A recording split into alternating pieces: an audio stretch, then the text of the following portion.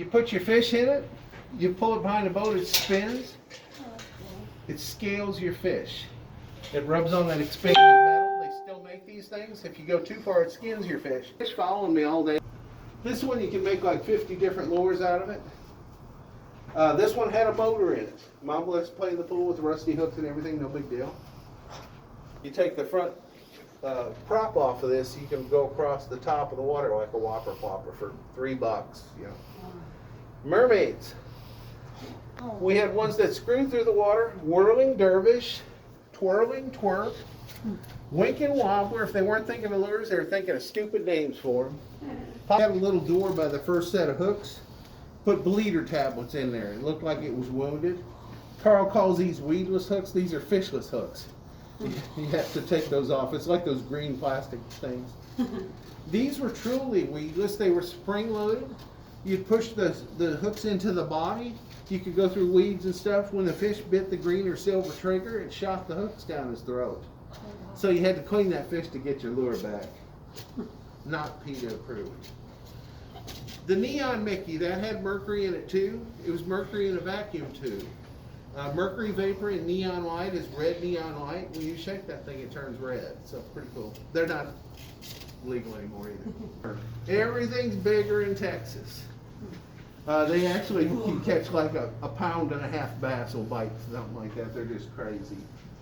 Hightail looks like a little whale. Behave yourself, there's Santa Claus.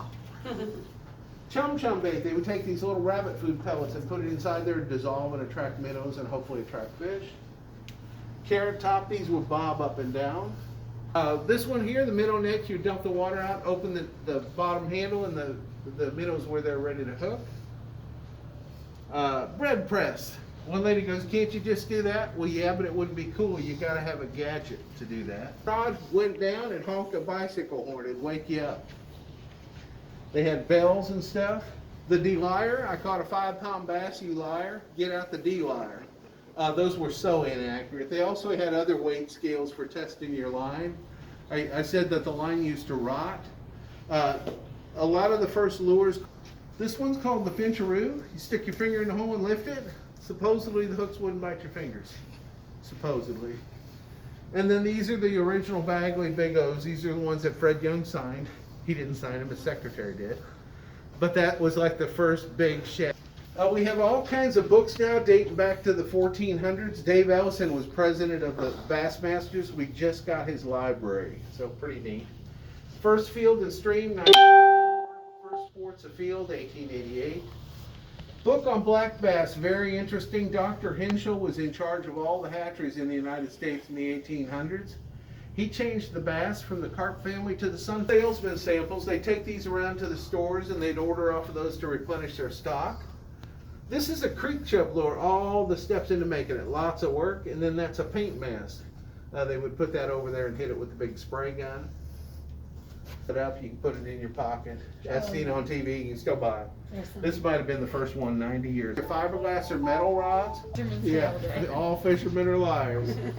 This is a copy of the world's largest bass that nobody saw. Wow. The George Perry story, it was caught in 1932, 22 pounds, 4 ounces. It still holds the world record today. Nobody saw it. I'll tell you the rest. Al Foss, that was for pork rinds. And I heard that they're coming back again. Uncle Josh is going to make them again. Hedden was from Dowagiac, Michigan. They had up to 5 sets of treble hooks, very expensive. Any of you guys fish with spinning reels? The open face or spinning reel started right after World War II.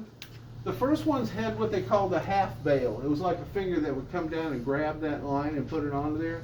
Then they went to full bail and then all kinds of variations. Zebco was not into that business. SpongeBob, you know, Mickey Mouse, whatever. Cracker Jacks had a lure in it. Tigger. All these dinosaur bones are tool. Petrified pine cones.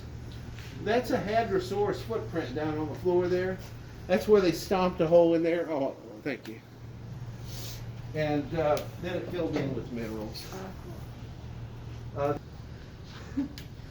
Takes all kinds. Everything but the kitchen sink, there's the kitchen sink. So. Now we're into fly fishing. We'll go through this. With fly fishing, it doesn't matter if you, but it's kind of neat to show how they did it. They would skin the fish and then put a wooden form in there and sand that down. They treated the skin with arsenic poison and put that back over there, way over 100 years old. One, they called it skeeter because it looked like a mosquito tail. You could fish out of either side. This is the first one made. We found this thing in a barn with a hole in it with a tree growing through it. Took it to Fort Worth, the guy that specialized in antique boats. He found the serial number B501. It's the first one made. He went crazy. He called Carl. Carl went crazy. Carl called Skeeter. They didn't even know what he was talking about. Can't dump them. They're super heavy. Yeah. So this is 49. That was the 50s. It was a little bit smaller. Takes them 6 to 7 hours to tie one of these. It's all tied out of well, but you don't fish with these. Trays fit in here. These were all salmon flies. They all had twin hooks, tied over 100 years ago by the Hardy Group in England. Finest tyers in the world. The women who tied the little bitty flies because they were had more dexterity. Men had to tie the big ones in 12 minutes, so they got fired. So they're worth a lot of money now. 500-pound redwood. The first drag system they had on reels was a leather thumb patch. You'd mash that thing. We called that the Widowmaker. Fish pulled you over, they'd never see you again. He did catch a 756-pound tuna one time with that. And we have a picture of 5 guys holding him down because that's the only way you could do it. Then they started hooking the rod and reel together, and then they hooked it to the boat. Pickerel. Has anybody caught a muskie? They call the muskie the fish of 10,000 casts. So they're hard. I've never caught one, but they typically catch them on these bright lures. And then you had to keep breaking it back. On the other side, we have the decoys, the fake-looking fish that attract fish, and then they'd spear them. They have spearing seasons up north. They also had spring rods you'd set on your sled and just fish over the side, or you can shoot lures under docks.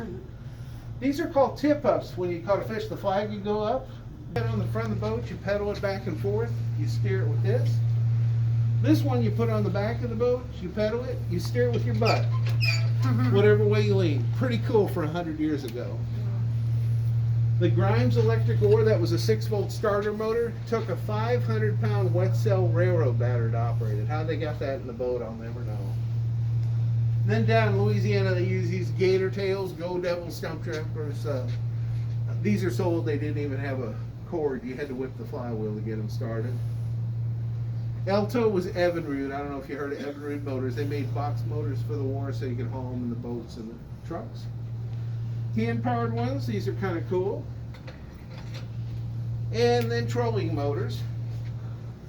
This is the first outboard motor. It was actually 6 volts. It was called the submersible. The motor was underwater. The wires came through here. You steered it with the wires, and then that was your speed control. Did about 4 miles an hour with a 500-pound wet cell railroad battery. Then they whipped that flywheel to get it started. When it ran, they called it the Coughing Sarah. Took 2 of these cups of oil per tank of gas. Had a spark advance like a Model T, big prop, and a big rudder. They didn't have a reverse on them. Evinrude motors, I don't know if you heard, they just went out of business a month ago. Mercury still has the parts division. Evinrude all started with a guy named Ole Evinrude. He had a girlfriend named Bess. She liked ice cream. He would row her across the lake to get ice cream and row back. It was killing him. It was about 5 miles. He had to figure out a better way. That's how he came up with his outboard motor. Guess what it go? 5 miles an hour downhill with a tailwind. So that was good and lift them. You couldn't hardly start them. They would cut the exhaust out to get compression release. Then it was so loud you couldn't hear. That's what they put on these runabouts. This is a Larson from Minnesota. This had a big tank on it. They sucked the gas.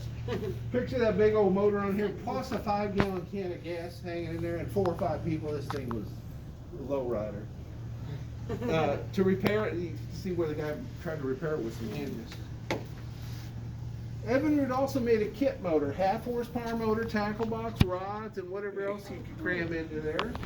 Tires too. It was really 18 horsepower. 6,000 RPMs. That was fast back in the 40s. Quicksilver low unit, 1-to-1 gear ratio. You would put that 10 horsepower motor on this boat, You would kneel down in this thing and hold on for dear life. It do 40 miles an hour with a 10-horse motor. And you had to kneel down them because they were up top. You stood up in them a lot of times. That boat was straight up in the water a lot of times. The piston was underwater, had an adjustable pitch prop. To start it, you have to land around the prop, kind of dangerous. Had a shoulder bag, very popular, but they didn't work. One of the first 4-stroke motors. ESKA, E-S-K-A, that was a Tecumseh lawnmower motor. It was a terrible motor. There's a group in Wisconsin that celebrate this motor every year, though. They see how far they can throw it off the dock. Oh my gosh. Neptune, another small motor. The smaller the motor, the better, the more collectible they are. The big ones, you have to pay people to haul them off. This is one of the first jet pump motors. Sears 3.3 horse Tecumseh lawnmower motor. It sucked the water in here and blew it out there. They overheated a lot too. They didn't go fast enough to cool it down. More box motors for the war.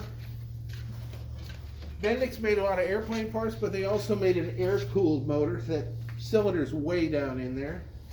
Had a big fan to suck the heat out. Came with a free hamburger grill. Royal Scott with Scott Atwater Motors was bought out by McCullough Chainsaw people. Sears was ESKA. CV was Goodyear Rubber Tire. Firestone was made by Scott Atwater, the gold tap one. If you can see, it says Bale-O-Matic on there. That had a hose that went down in your boat. If it rained, the motor would suck the water out. Pretty good idea. Motor on the end, that was the Mercury 50 horse. That was the fastest motor today, also the heaviest. It was cast iron, but super fast. This is one of your first fish locators. You lean over the boat and locate your fish.